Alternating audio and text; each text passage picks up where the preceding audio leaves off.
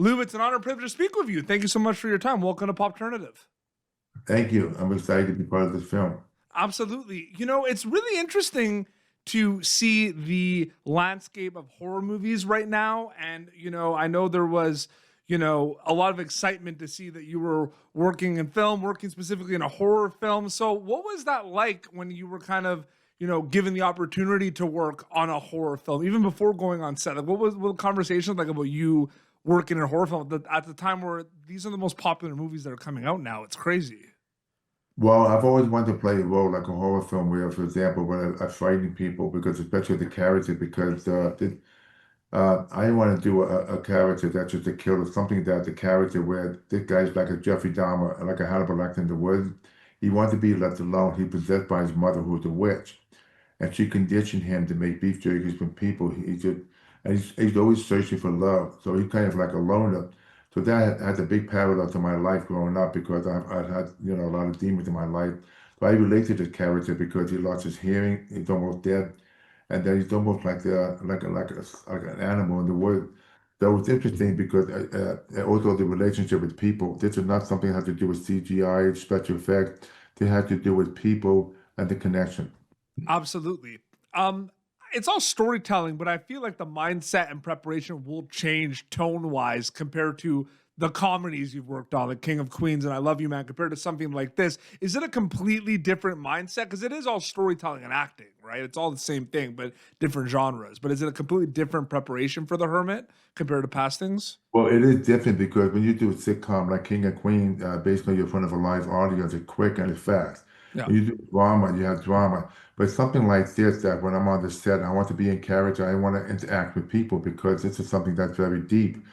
So you have to bring the character to life. That's why all the way he looked with the beard and the stuff, basically that relates to the character because especially the costume, everything. So when it came to do the scene, it took me to be isolating myself and then go on the set to do the scene and then just jumping into front of the camera.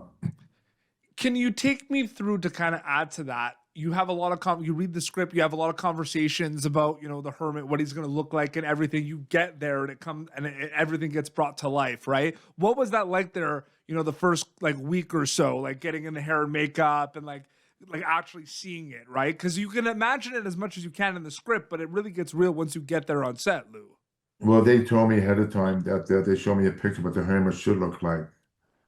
And then I found out that before I arrived on the set, they had to give me hair extension. Yeah. Plus, I grew a beard. They had to put a beard on top of me and the makeup, everything. And I said to myself, oh boy, here we go again. Because, now the typical acting role would just walk on the set because it's a whole character makeup. So it took about 2 hours. And that's why at the preparation, they built a whole set of Syracuse in the woods. So this way I adapt to the background, to the where the filming was. And especially I get a chance to meet the other actors. Yeah. So it all came together because we had a great DP, we had a great director, producer. So basically, all of us got together. We wanted to make this authentic as possible. The fans of horror movies are incredible, and horror movies, like I said in the top of the interview, are the talk of the town right now. They're the biggest movies that come out, and it's all, a lot of people are saying it was like, the like Marvel superhero movies, right? Like the biggest movies, like it's becoming that big right now. So I'm wondering, you were the Incredible Hulk and everything. Are you noticing, like, talking to people, seeing kind of the reactions, how big the horror movie kind of world and fandom is a lot? It's amazing because I just taken back like you got The Walking Dead, all these horror films. That when I was young growing up, I used to watch horror films. A lot of people condemned them because they thought it was like ridiculous to watch horror films because they felt. But now I can't believe the huge audience that people love that kind of stuff, especially when they get so intrigued. Like for example, like Jason, Friday the 13th. I remember when Friday the 13th came out. I was on a tour somewhere. I couldn't believe how much the college kids loved it. Yeah, I I like know. that. Every day in life, we hear stories about killing, about people doing this, taking body parts, cutting up people, stuff like that.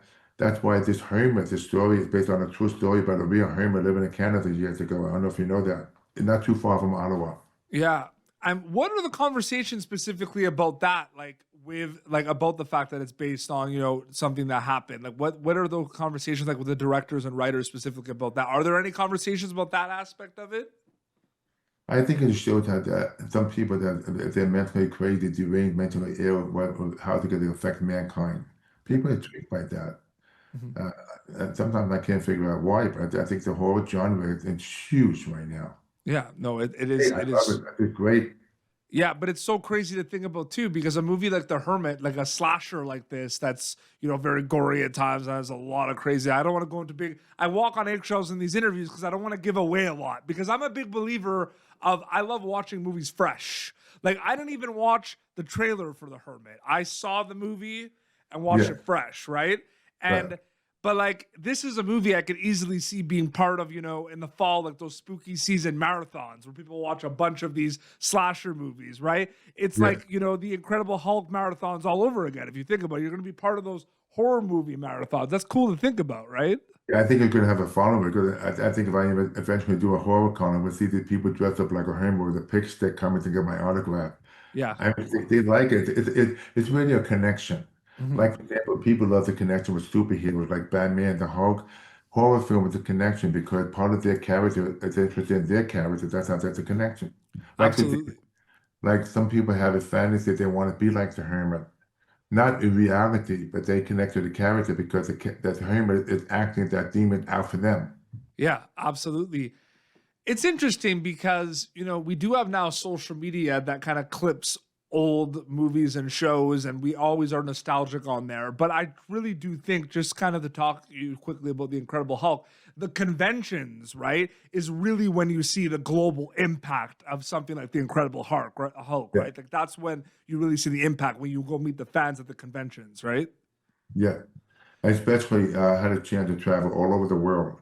Yeah. But it's amazing. Every country I'm talking about, like I was in Malta, the Canary Island, crazy. Marvel fan, horror fan. I mean, you feel like you're home, but it's basically the other side of the planet. It's great to see that. Absolutely.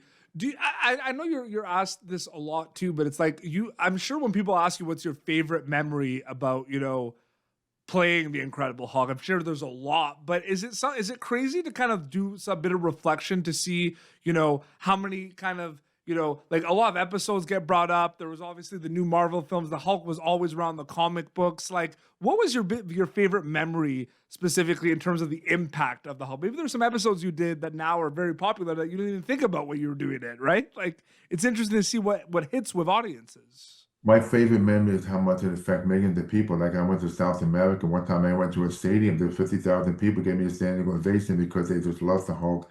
I mean, every nationality in the world embraced the Hulk. It's amazing. Even I even went to Cairo, Egypt. They just love it. It's great because it's a positive reinforcement with people. Whether you've been on a set one time or thousands of times, there's always going to be learning experiences. We talked about, you like the, transformation of the Hermit, the hair and makeup and everything. What were some learning experiences from an acting storyteller perspective on the Hermit that you'll be able to take for future projects specific? Because I feel like you're always going to learn something on a new set, no matter what. But knowing that when I play the character, it can be easy to me now compared to many years ago because now I'm very comfortable in front of a camera. Yeah. Play the character because a lot of people at the beginning when they start acting, they have to learn about the lights, about the line, about the steps, about the script. To me, it's very easy now because I feel at this point now I got a chance to go to the next level as an actor. I Love You, Man is one of my favorite films of all time. I feel like that must have been so much fun, right? Oh yeah, very much. Oh, that's so Very good. much. King of Queens. I just talked to Kevin James a couple weeks ago for Solo Mio. He's great. He's great. So good. That must have been was that also like at the time too, like the opportunities come, people know you from the Incredible Hulk and everything. Like, was that like different too? The idea of like doing like a comedy, like, was that kind of like interesting to think about too, compared to other things Well, you've done? when you do the Harvard TV series, you have time to rehearse, prepare, and then if you make a mistake, they do it two, three takes.